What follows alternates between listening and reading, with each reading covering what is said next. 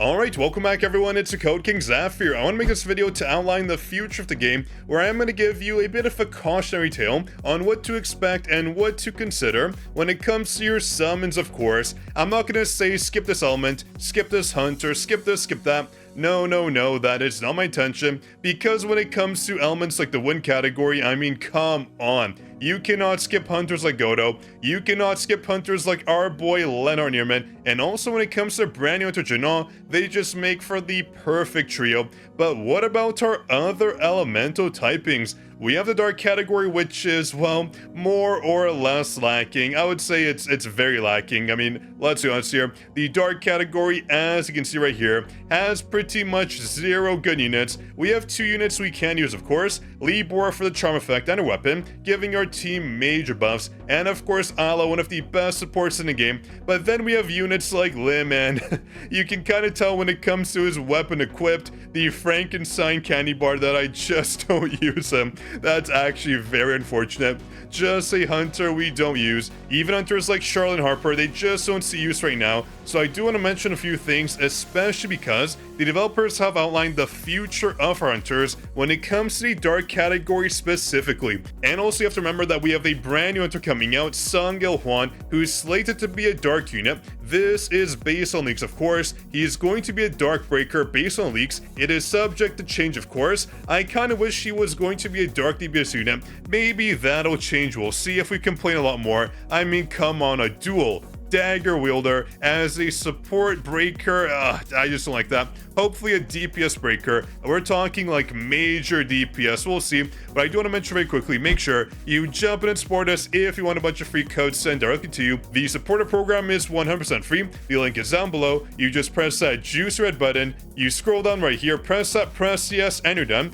Then you wait a few hours after supporting. The codes will be sent to the My page on the website to your My coupon history. We have 2 codes right now, of a bunch more coming out, so jump in and support. That way you don't miss out on the juicy benefits, of course. And a huge shout out to Risto, the first commenter on our last juicy video. And make sure you join our Discord servers if you want to enter on our giveaway fun. It is 100% free to enter. And as we roll into things, I do want to see your thoughts down below in the comment section. Do you agree that there's going to be a focus in the dark attribute? I'm very curious. In my eyes, that's the direction developers are going. It just makes most sense. Or we have 2 brand new hunters that are coming out that are going to be very strong based on leaks, that are going to be dark units. It just makes sense. Or the dark category is hopefully going to make a major comeback. Let me know your thoughts down below in the comment section, of course. Now, going back to the developer note we just got recently, we're getting a brand new dark attribute hunter adjustment, which means our dark hunters right now could become more viable, though when it comes to previous buffs, viability is kind of limited when it comes to older units. But still, this is a huge insight towards the future of the game, because after analyzing recent combat data, we determined that the dark attribute hunters have difficulty gaining an advantage compared to other attributes. So their balance will be adjusted upward, which means the brand new hunters coming out when it comes to the brand new Clap Hunter, who's going to be a DPS unit, again based on leaks.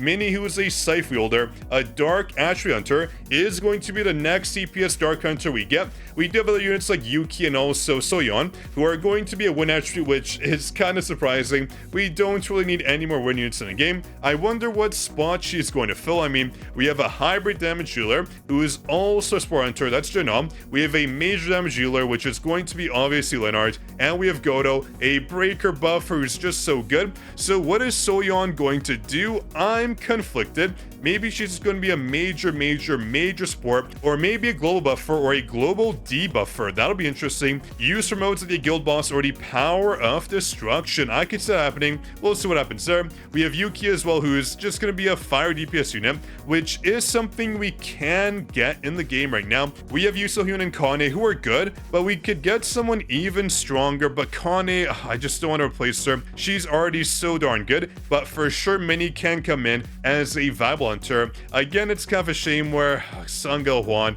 our boy, the second last piece we need to family loving Arise, who who's coming in as a Dark Breaker. Really a Dark Breaker, I can't believe it. In the comments, let me know what you think. A Dark Breaker, really a Dark Damage Dealer is what we want, but again, let me know. So I just want to warn our viewers, don't skip out on your summons, but do consider the future, where we do have that brand new workshop coming out, where it can easily be seen, where the commander of the Steel Army, Valter, is going to be a mob who's going to be weak to the Dark category. I mean, it just makes the most sense, right? We've already had a bunch of workshops that are weak to wind, so we don't need any more of those, but that just makes the wind category so good. A reason why you just can't skip it. Vulcan is weak to wind, Baron is also weak to wind, of course. When it comes to Deimos, yeah, I mean, sure, they're not weak to wind, so it's not really needed there. We do need a fire team in here for sure, where they are the main carry for this mode. Light works too, but fire is the way to go. We have Yawgmoth as well, surprisingly weak to wind additionally. Crazy. So much wind weakness coming in. So the wind category is something you can't skip. The fire category as well, I feel like that's another category we can't really skip. There's so much content to use fire, but when it comes to dark, really, I mean, where do we use them on? Nowhere. We do have the power of destruction, but honestly right now, yes, we have the ranking mode, and we are getting dark next week. I'm 46 now. Ugh, I've been dropping. I have to go back and grind it. I jumped in and did it the other day. I was 26, but I guess people are still grinding it nonstop, so it is what it is. If I'm top 100, I'm happy. I don't really care too much. I'm a casual player. But as you can see, we haven't had dark elements in here for a while, but when it comes in, we're pretty much just going to use Jinwoo and use Magnifying Slash on Extreme to get the most of our damage coming in.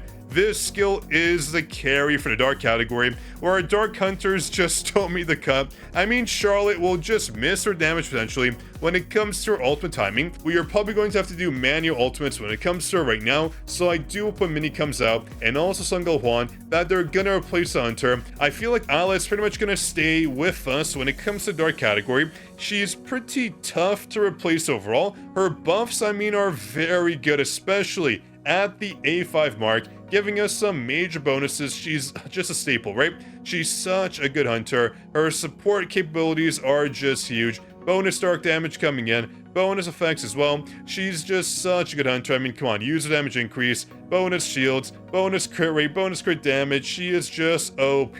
A hunter you want to use and not have replaced. So we'll see what happens there. But I feel like in the future, it'll be Isla, it'll be Mini, and also Sun Huan on the ideal team. The idol team, you might say, because it is the idol collab. I gotta stop doing that. I do that too much. I did enough when it came to Mion and Shua, who are honestly not too bad. I mean, Mion is a very, very, very capable hunter. For POD, she's really fun to use. And when it comes to Shuan, yeah, for the guild boss, she was very viable as well. I enjoy using her, though I'm glad the bug got fixed for her damage increase based on our frames. That was crazy. But right now, what I want to say in this video is I recommend basically keeping an eye out on the future, keeping an eye on your summons. Don't jump in and just waste them willy-nilly, what am I saying there? But keep an eye on your summons, don't waste them. You want to consider the future where the dark element typing is coming in strong, and whoa, we have 7 summons? That's way too much. Zaf, you gotta stop spending money on this game. You are going broke. But anyways, as I was saying, right now it's just a cautionary tale where I do want you to consider the options. When it comes to the future, who do you want to summon for, and what elements do we need? The good news is when it comes to Sun Huan, all of you are gonna jump in, you're gonna summon for him. I mean, come on. He is a long anticipated hunter. I know when it comes to the next idol collab, a lot of you are gonna skip them and not really summon for them, but I feel like for Mini, they are someone you should consider. And I realize that when it comes to the codex, we don't have the collaboration hunters in here. There is no forever guild in here at all, so that's kind of shocking. We don't have them in there at all. I would expect we at least give them the codex so we can see their stats and kind of view them, but I guess they forgot maybe. I'm not too sure. Maybe collaboration hunters are not getting in here. But anyways, I digress. When it comes to the future of the game, the dark element is pretty much going to take over. That's my guess. Of course, if your opinions differ, let me know. But I feel like based on direction developers are going